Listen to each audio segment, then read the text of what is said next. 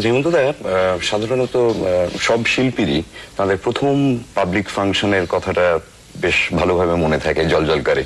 তো আপনার এত বছর পরে হলেও নিশ্চয়ই মনে আছে কিরকম? খুব ভালো করে মনে আছে। ওই রেকর্ড যে 1937 সালে বেরোলো, তখন ফাংশন যেমন আজকাল হচ্ছে তখনকার দিনে তা হতো না।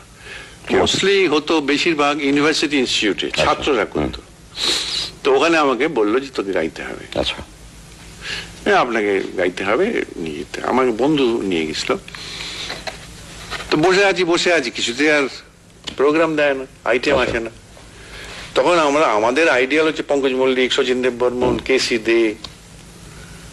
তো বসে আছি কিছুতেই আর আমার আইটেম আসে না। হঠাৎ বললো যে পঙ্কজ মল্লিক এসে গেছে। বাস হই হই করে একটা গোলমাল শুনলাম, পঙ্কজ মল্লিক এসে গেছে। তখন আমি পঙ্কজ মল্লিককে দেখবার জন্য দৌড়লাম। কিছুক্ষণ পরে মনে হলো আমার গান তো হয়নি, পঙ্কজ দা হয়ে গিয়ে এসে গেলে আমি আর কখন গাইব। তা আমি তখন জিজ্ঞেস করলাম যে আমার এবার গানটা দিন দাদা। বলে দূর মরে, এখন আপনার গান হবে না, এখন পঙ্কজ মল্লিক এসে গেছে। তাহলে হবে না, তো পঙ্কজের গান শুনেই যাই। তাহলে প্রথম পাবলিক ফাংশন যেটাতে আপনি গান গাইতে সেটা না গিয়ে ফিরে আসতে হলো। তবে লাভ হলো পঙ্কজ মল্লিকের গান শুনেছিলাম, এবং আমরা শুনেছি যে আপনি ওর গানকে, ওর গানের রীতিকে, ধারাকে আমি ওকে শ্রদ্ধার সঙ্গে অনুসরণ করেছেন। আচ্ছা হেমন্তদা, আপনি তো 1937 সালে প্রথম রেকর্ড করলেন। অবশ্য গান করছেন আপনি তার অনেক আগে, তার আগে রেডিওতে 35 সাল। আপনি সেই সময়কার কিছু কথা আমাদের 35 সালে তখন স্কুলে পড়ি। তো প্রতি বছর যে প্রাইজ ডিস্ট্রিবিউশন হতো, সেখানে মিউজিক্যাল প্রোগ্রাম হতো শেষকালে। তো কোনো বছর আমাকে ডাকা হয় না। তো সুভাষ মুখোপাধ্যায় আমার সহপাঠী, কবি। আচ্ছা, সে বলল চল তোকে রেডিওতে নিয়ে যাবো। আচ্ছা, তো সেই আমাকে নিয়ে রেডিওতে গেল। একটা অডিশন হলো, অডিশনে পাস করলাম, পাস করে প্রোগ্রাম এলো। তখন তো তাহলে আপনি স্কুলে পড়ছেন? স্কুলে পড়ছি, আচ্ছা, ক্লাস 9, মানে এখনকার সেকেন্ড ক্লাস। মানে পরের বছর ফার্স্ট ক্লাস, তারপরে ম্যাট্রিকুলেশন। তো তখনকার গান গাওয়াটা খুব অপরাধ। যারা পড়াশোনা করছে, মেয়েদের তো কথা ছেড়েই দাও, ছেলেদেরও ভয়ঙ্কর অপরাধ ছিল। অনেক কষ্টে বাবার পারমিশন জোগাড় করে তো রেডিও গাইতে গেছিল। আচ্ছা, তো রেডিও শুরু 1935-এ তাহলে রেডিওতে। 35 একটা, 36-এ আবার একটা অডিশন দিলাম, আবার একটা পেলাম। আচ্ছা, আর রেকর্ড বেরোলো 1937-এ। ম্যাট্রিক পাস করে ইঞ্জিনিয়ারিং পড়তে আরম্ভ করলাম। বহু জায়গায় গিয়ে দেখলাম যে রেকর্ড হবার নয়, সকলে রিফিউজ করলো, বলে হবে না হবে না হবে না হবে না। ওই সুভাষই অনেক জায়গায় নিয়ে গেছে আমার। আচ্ছা আচ্ছা, তখন আশা ছেড়ে দিয়েছি, তো ইঞ্জিনিয়ারিং পড়ছি।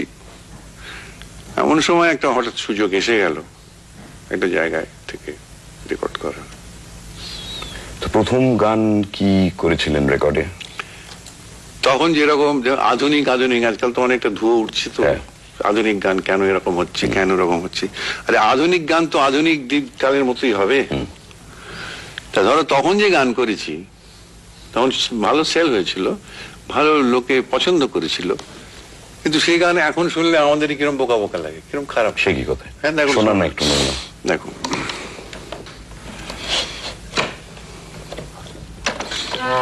আস্তে আস্তে কয়েকটা আমি একটু একটু শোনাচ্ছি, কিরকম বদলে গেছে।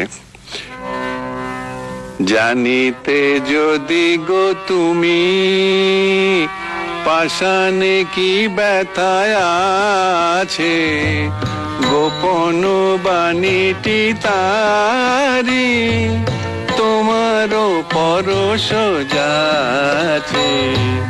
জানিতে যদি গো তুমি, যেমন শেখাচ্ছেন ট্রেনার শৈলেশ দত্তগুপ্ত।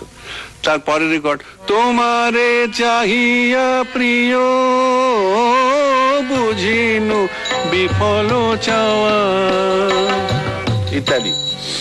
তারপরে একটা গান হলো ভালো, অজয় ভট্টাচার্য লেখা ছিল, শৈলেশ দত্তগুপ্ত সুর।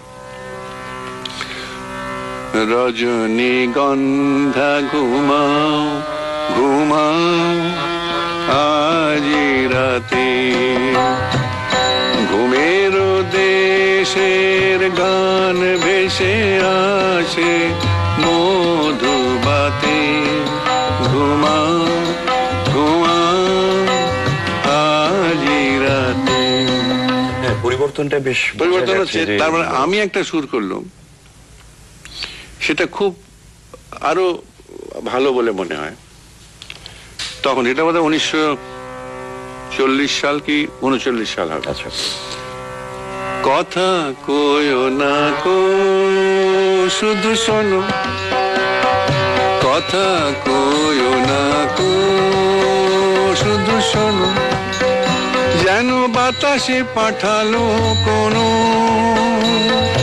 অলোক পুরীর ফুল গন্ধা, অশ্রু সজল লিপি ছন্দা, কথা কয়ো না কো শুধু শোনো। এই গান তো আজও অনেক বাড়িতে বড়রা খুব হ্যাঁ, আজও শুনছে। শুনছেন, অনেকেই শুনছেন।